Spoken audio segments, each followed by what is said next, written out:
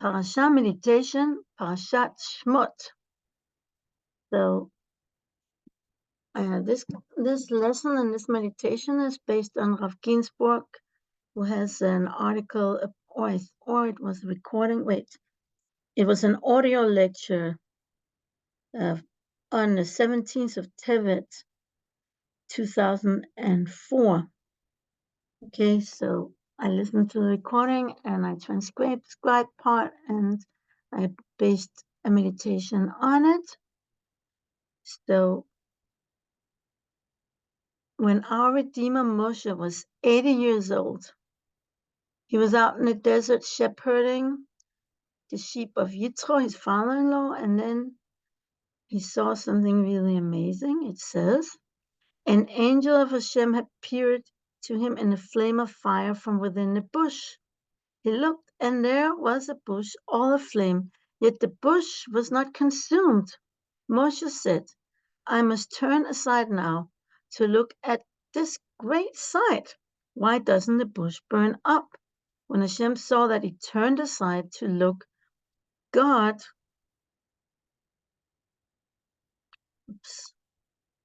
called to him out of the bush and said, Moshe, Moshe. He answered, Hineni, here I am. So I think it's so amazing that we always have to ask when something is out of the ordinary. The more we ask, we get answers. Like, it was only because Moshe asked, he saw that he turned aside to look what's going on here. That's why he got the revelation, the divine revelation of Hashem. So the word hasne, the bush, appears in the Torah for the first time here in the beginning of the book of Shemot, and it appears 5 times in this paragraph, and that corresponds to the 5 times the word or, light, appears in the beginning of the creation, Bereshit, chapter 1, verse 3 to 5. So this number 5 is pregnant with meaning, and it corresponds to the 5 redeemers that are necessary to bring the Jewish people out of Israel. It also corresponds to the burning bush, which the Midrash explains had 5 leaves emanating from one point. This is like, we know that the myrtle, to be a kosher myrtle, it has to have 3 leaves emanating from one point. But the burning bush was a special bush that had not only 3, but 5 leaves from one point, and they correspond to Avraham, Yitzhak, Yaakov, Moshe, and Aharon, and these leaves also correspond to each of the midot that these 5 fathers represent: Avraham Chesed, Yitzhak Gvura, Yaakov Tiferet, Moshe Netzach, and Avraham Hod, and Aharon Hod. So the redemption is in a merit of the 5-fold unity of souls of these 5. So let's start with Avraham. Each one represents its Sphira and has his own way of avodah, of serving Hashem. And each of these ways have to be united together to merit to be redeemed from Egypt. And as we know, the redemption from Egypt, the same way as that redemption took place, will be our future redemption, which is just around the corner, mamash. So the lesson of the first patriarch, Abraham, is there's no place devoid of Hashem. Late atapanui mine. Even within the thorny bush, Hashem's presence is manifest through the holy fire. So the omnipresence of the Creator within the lowest part of the creation was Hashem's first teaching to Moshe, and that was represented by Avraham, our father, who's the first true teacher of monotheism. So he, with his great chesed, loving kindness, he taught the world that God is everywhere. Not only is God the only God, His presence permeates the entire world. Hashem and the world are one. So that's the basic teaching, that God is omnipresent even in things that appear to be negative and lowly, and that arouses and inspires us to come closer to Hashem. The second father is Yitzhak, and he's teaching us Hashem participates in our pain.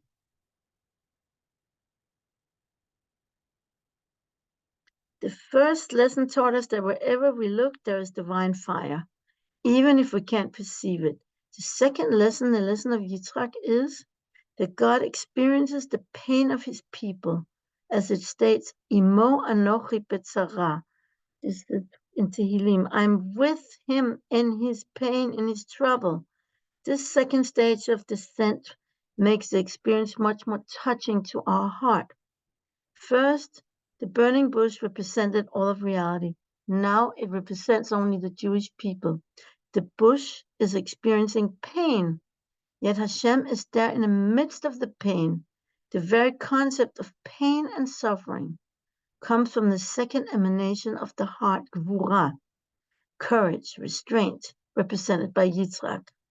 Hashem participates in our pain. He's not just patting us on the back. He's actually experiencing the core of our pain. B'chol tzaratam lo tzar. In all their troubles, Hashem experiences pain. In the Gemara, Ta'anit 16a. God suffers together with his people. He wants us to feel that he's with us. This gives us emunah, that he definitely will redeem us. Now we get to the third lesson, that is to experience the paradox of the two opposites existing simultaneously. The coexistence of fire and bush, which Yaakov is teaching us. Divine beauty is reflected in the perfect harmony of opposites blending together within the wonder of nature. Nature is never just one color. Before Moshe recognized the paradox of the situation, he wasn't drawn to go over and see what was going on. Only when he saw the enigma that the bush was burning, but the bush was not burning away. That's when he did take 5 steps to approach the bush. The third level of revelation reflects the deep Jewish sense of holy curiosity, attempting to understand the very experience of opposites existing simultaneously. Whereas the first lesson focused on the fire of God's omnipresence, and the second lesson on the bush, that God feels the pain of the bush, the third lesson brings us to the middle point where all is equal. It teaches us the wonder of the equal coexistence of fire and bush. This coexistence and harmony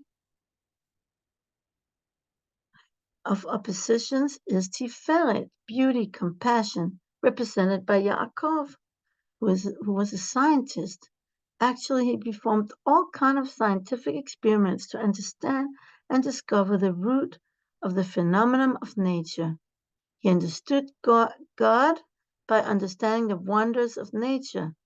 Yaakov, witnessing reality, the bush was burning, but not burning away, is a manifestation of the character trait of compassion which Yaakov embodies. Now we move to the fourth lesson, the fourth father, Moshe. And his lesson is the Jewish people will never be consumed. And so now fire is no longer a symbol of God, but of the servitude of Egypt. This fire is attempting to consume and burn away the Jews. However, it will never succeed in burning out the Jewish soul, for the Jewish people is an eternal people, and nothing is going to consume us. The eternity of the Jewish people derives from being a part of God himself. No profane fire whatsoever can consume the Jewish soul. In the fourth lesson, there is a greater focus on the bush than on the fire. The bush, which represents the Jewish people, is eternal. It's not burning away. It corresponds to the Sphira of Netzach, which means eternity, victory, embodied by Moshe, who emerged victorious from Pharaoh's wrath and brought us the eternal Torah. Last lesson, the lesson of Aharon, the fifth lesson, the fifth leaf. The Jewish soul is meditating upon the truth of God's essential changelessness and eternity that is totally transcendent from the physical, constantly changing reality. This deep meditation would naturally bring the Jewish soul to spiritual consumption, in Hebrew kalot hanefesh, making the soul leave the body altogether, consumed into becoming a part of divinity. However, no matter what happens to the Jewish people, they will never be consumed. Ki ani Hashem lo shiniti v'ata b'nei Yaakov lo kilitem. For I, God, did not change, and you, the children of Yaakov, were not consumed. The founder of the Chabad Hasidic movement interprets this verse to refer to the meditation within the psyche of the Jewish soul itself. It is as if the verse were asking, how can the Jewish soul meditate in depth upon God's essential transcendence, changelessness, and eternity without leaving the body? The Jewish soul, in its Ritzo run, aspires to become part of God. Yet the soul knows that Hashem wants it to remain below on earth, to live and make this world a dwelling place for God within the physical. The commitment of the soul not to expire into the divine in Kalot HaNefesh is the show of the return. Because of the principle of return, the soul does not expire. Even when it experiences God's absolute transcendence, in this last fifth level lesson, the fire returns as a positive fire, representing the fire of God's absolute transcendence. The ultimate greatness of the Jewish soul, represented by the bush, is that it doesn't expire because the Creator desires that it remains on earth to fulfill God's will. And this corresponds to the Sphira of Hod, sincerity, acknowledgement, walking simply with God, with dedication and thanksgiving, acknowledging the divine eternal presence. Aharon, the Kohen Gadol, who was able to enter the Holy of Holies while his soul still remained within his body, represents this last aspect of the fivefold unity of souls. So now, are we ready for the meditation?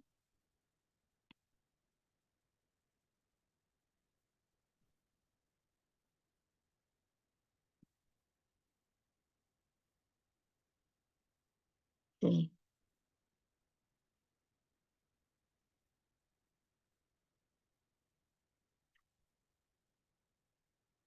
Make yourself comfortable in your chair or cushion and take 5 deep breaths. Close your eyes, relax, and meditate on the image of the burning bush.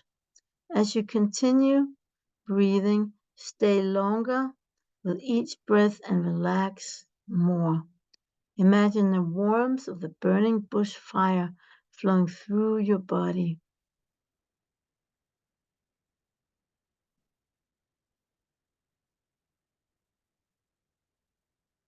Notice a white, comforting light emanating from the bush. You can only see and feel this light when you take the time to stop and relax. The light is in the bush. The light is in you, warming you, healing you, surrounding you with white light, with a sense of unity with all of God's creation. Focus on the image of the bush with all of its thorns. Allow yourself to feel the pain of the thorns penetrating into your flesh. And remember the pain of the many thorns in your life. Breathe into the pain of your life and let it melt away as you visualize how Hashem's presence is with you right there in the core of your pain. Imagine the paradox of the thorn bush burning with the fire and flame without being consumed. Visualize before you the thorny branches that remain intact even as they're surrounded by flames of fire. Allow yourself to observe this paradox without judgment. Just let it pass through you as you accept the many paradoxes you have experienced in your life. Visualize the bush amidst the fire without being consumed. Connect with the challenges in your life that you have overcome. Each challenge has made you grow stronger. Trust that regardless of which hardships you may face, you will endure and become more refined in the process. Imagine you are the bush within the flaming fire. You are the speck in Hashem's eternal omnipresence. Your soul is only a spark of the divine. Your own individual existence could easily evaporate within the infinite, all-encompassing fiery soul. Yet even as you meditate on God's absolute existence that includes your very essence, your soul remains below without expiring into the flames of the divine fire. Your continued existence embodies the experience of the burning bush that isn't consumed. Now zoom in on the fivefold leaves of the burning bush. Envision the 5 leaves growing out of one common point on the branch. The entire bush is filled with leaves that come in groups of 5, all emanating from the same source. Allow the 5 aspects of this meditation to flow through you. First, the fire of the divine omnipresence. The light surrounds you. Second, re-experience the pain of the thorns while feeling Hashem's comforting presence within your pain. Third, observe the paradox of the coexistence of bush and fire. Note the wonder of our paradoxical reality without judgment. Fourth, trust in your ability to overcome all the thorns and challenges in your life. Fifth, meditate on being a ray of Hashem's light or a drop in the ocean without vanishing away in the greater whole as you inhale. Visualize the bush as you exhale. Visualize the fire burning it without burning it away. And whenever you're ready, you may open your eyes.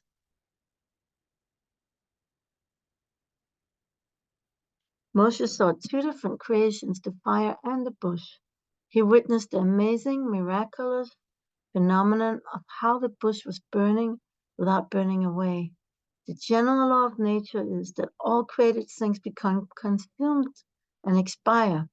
The bush had the miraculous character of remaining. Nothing could harm it. This corresponds to the eternity of the Jewish people and the Jewish soul.